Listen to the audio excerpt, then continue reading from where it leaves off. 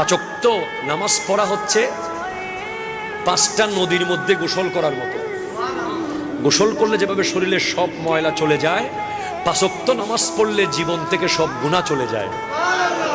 যখন আপনি উযু করার সময় হাত ধোবেন, হাতের গুনাহ চলে যাবে। যখন মুখে পানি দিবেন, মুখের গুনাহ চলে যাবে। যখন মাথা মাসাহ করবেন, মাথার গুনাহ চলে যাবে।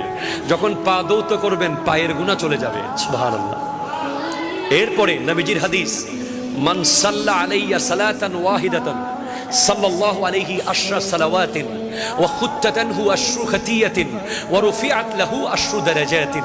যে ব্যক্তি নবীজির উপর একবার দরুদ শরীফ পড়বে, তার উপর আল্লাহ 10টা রহমত বর্ষণ করবে, তার 10টা গুনাহ অন দ্য স্পট মাফ হয়ে যাবে। তাহলে নবীজির উপর দরুদ পড়লে গুনাহ মাফ হয়ে যায়। সুবহানাল্লাহ, জোরে বলেন। এরপরে নবীজি জানিয়েছেন, আমরা জেনেছি জিক্রুল আম্বিয়া